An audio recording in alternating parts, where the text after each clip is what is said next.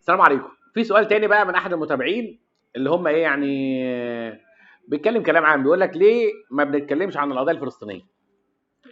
القضيه الفلسطينيه من سنه 48 لحد النهارده كل الناس هرتها كلام، انما السؤال مين اللي خدم القضيه الفلسطينيه؟ ومين اللي تعاون في القضيه الفلسطينيه؟ ومين اللي وقف جنب القضيه الفلسطينيه؟ ده السؤال اللي انت تساله. وفي الحاله دي هقول لك اساله التاريخ، اساله صلاح الدين لما اتعامل مع القضيه الفلسطينيه ازاي. اساله فخامه رئيس الجمهوريه الراحل الله يرحمه حبيبي اللي بعشقه جدا الرئيس انور السادات اتعامل معاها ازاي. اساله الراحل حسني مبارك اتعامل معاها ازاي. وفخامه رئيس الجمهوريه عبد الفتاح السيسي اكيد ليه وجهه نظر وليه سياسه وليه رؤيه، لان الراجل القضيه الفلسطينيه مش جديده عليه. انا شايف تعاملاته في الفتره الاخيره على القضيه الفلسطينيه بصراحه تعاملات جبره للضرر بعض الشيء، مش كل الشيء. طبعا ايه ظروفها وايه ملابساتها وايه قصتها برضه هو ادرى بيها مش احنا. فانا ما بحبش ان واحد يطلع لي على وسائل التواصل الاجتماعي ولا وسائل الاعلام ويقعد يقول كده ويقعد على باللغه الدارجه يقعد يهبد، يعني لا مش كده.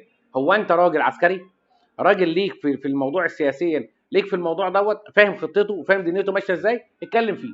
انما مش بتاعك فهتكلم فيه ازاي؟ انا بقى كراجل محامي، انا شغلتي محامي، اشرح قانون، اعلم قانون، اقول عقوبات، اقول اجراءات جنائيه او اقول مدني، احل مشاكل داخليه. هو ده اللي انا اتكلم فيه. انما موضوع القضيه الفلسطينيه لا املك الا ان انا اقول والله ان الوضع ده مش صح. قانونيا المفترض اتحاد المحامين العرب والاتحاد الدولي للمحامين ياخد اجراء قانوني في المحكمه الجنائيه الدوليه ضد الكيان ذات نفسه. ليه؟ لان هو ارتكب جريمه حرب، قتل الاطفال وقتل النساء وقتل الناس الشيوخ الكبار، ماشي.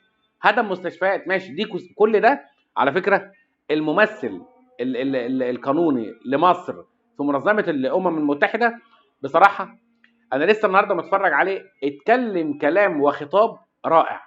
الخطاب ده النهارده اسلك صدري، فعلا يسمن دور مصر في اداره القضيه الفلسطينيه على الملأ، قدام الامم المتحده كلها، قدام العالم كله.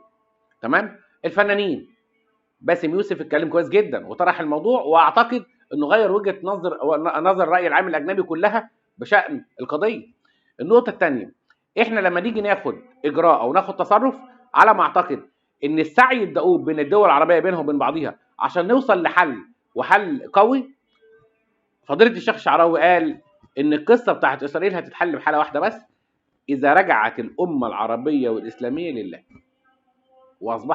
واصبحنا مؤمنين حقا بس.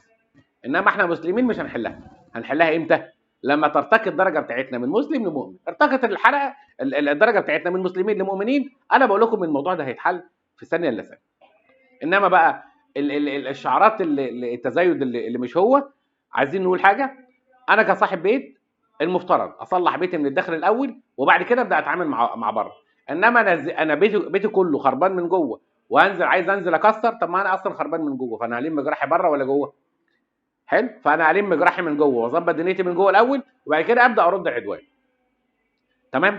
ده السؤال الثاني بخصوص القضيه الفلسطينيه. طبعا انا لو فتحنا في موضوع القضيه الفلسطينيه هنعمل معاكم حلقات طويله، لان الناس دي اصحاب حق، وصاحب الحق المعتاد عليه القانون ذات نفسه اللي احنا بنشرحه واللي احنا بندرسه واللي احنا بنشتغل بيه بيجرم من الكلام دوت، وبيمنع اي تعدي واي تطاول على مخالفه القواعد القانونيه.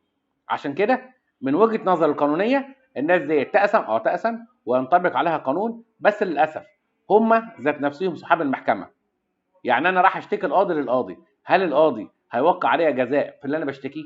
لا. لذلك الموضوع ليه نظره ثانيه وليه رؤيه ثانيه لازم نرجع فيها لمقوله الشيخ الشعراوي الله يرحمه، ان عشان يخلص الموضوع ده لازم ترتقي الدرجه بتاعتنا من مسلمين لمؤمنين. وطبعا ما تنسوش المتابعه بتاعتنا الدوريه، لان المتابعه بتاعتكم بصراحه بتسمن الدور وبنفهم منها ان احنا قد ايه وصلنا لكم وقد ايه ناقشنا اللي بيدور جواكم ومعاكم فيه. وشكرا والسلام عليكم ورحمه الله وبركاته.